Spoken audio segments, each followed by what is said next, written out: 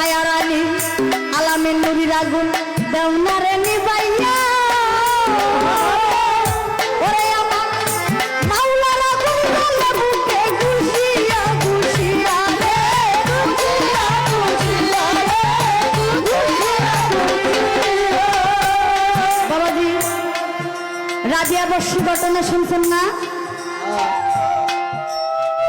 বসরা নগরে এক রাবিয়া বস্যি ছিল, ছোট বাজার, যে কিনা প্রতি রাত্রে ঘরের ভিতরে কান্না করত। তার কান্নার আওয়াজে এলাকাবাসী যারা ছিল তারা ঠিক মতো ঘুমাইতে পারে না। বাবাজি কথা কি খারাপ লাগতেছে? তার কান্নার আওয়াজে এলাকার মানুষ ঘুমাইতে পারে না। তখন এলাকার মানুষ এলাকার সর্দাররা ডাক দিয়া যে বলে, ওরে শুনো শুনো ওগো সর্দার, আমরা বলতেছি এখনই ওই রাবিয়া বসি ঘরের ভিতর কান্না করে সর্দার, আমরা যাই যে বলিয়া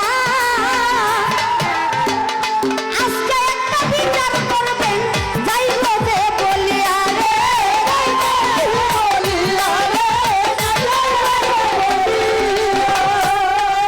বলে সর্দার রাবিয়া বসে প্রতিদিন কান্না করে, তার কান্নার আওয়াজে আমরা ঘুমাইতে পারি না। আজকে আপনি একটা বিচার করবেন, হয়তো সে এলাকাতে থাকবে আর না হয় আমরা এলাকাবাসী পুরা ঘর ঘর তালা দিয়ে আমরা চলে যাব। তখন ওই সর্দার বলে, শোনো শোনো এলাকাবাসী, আরে শোনো মন দিয়া, তোমরা একটু তথ্য বলো, যাই যে আমি কইয়া রে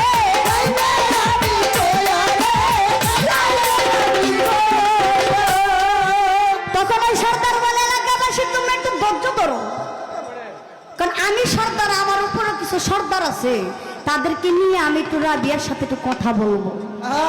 তখন ওই সর্দার আরো 5-6 জন নিয়ে রাবিয়া বস্যির ঘরে যায়, গিয়া তার দরজার মধ্যে টুকা দে।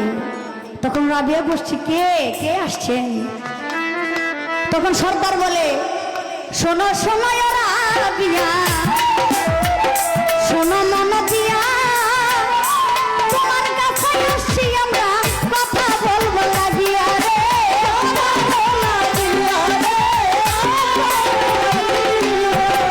তখন সর্দার বলে, রাবিয়া তুমি দরজা খুলো, তোমার সাথে কিছু কথা আছে।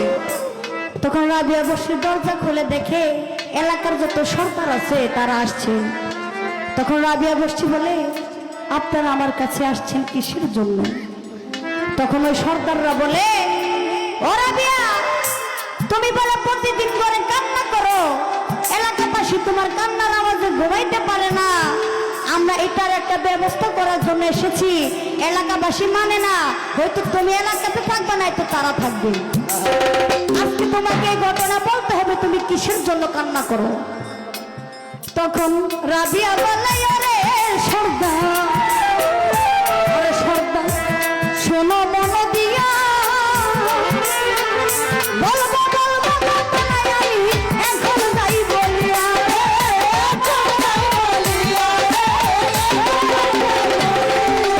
বলে, সর্দার আপনি বসেন, আমি আপনাকে ঘটনা বলবো। তো ঘটনা বলার আগে আমার কাছে আগে একটা ছুরি এনে দেন, তারপরে আপনারা বুঝতে পারবেন, আমার বলতে হবে না। তখন সর্দার বলে, ছুরি দিয়া তুমি কি করবা? আপনি আগে আইনা দেন। তখন একটা ছুরি যখন রাবিয়ার হাতে আইনা দিল, ওই ছুরি রাবিয়া হাতে পায়া সাথে সাথে তার শরীরে একটা পুষ মারিল। ওই পুষ মারার সাথে সাথে তার শরীর থেকে রক্ত বাইর হইল। যখন রাবিয়া এই কথা বলে, যখন আমার আল্লাহরে ডাক দিয়ে যখন তার শরীরে একটা পুষ মারে, মানুষের শরীর কাটলে বের হয় রক্ত, আর রাবিয়া বস্যির শরীর থেকে বের হইতেছে পুরা ছালি। তখন রাবিয়া 2 চোখের পানি ছেড়ে দিয়া বলে,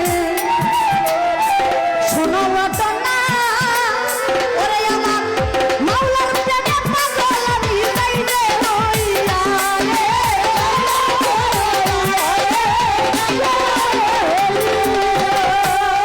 বলে, দেখছো কেন কান্না করি? আমি যখন আমার আল্লাহর কথা মনে পড়ে, আমার দয়ালের কথা মনে পড়ে,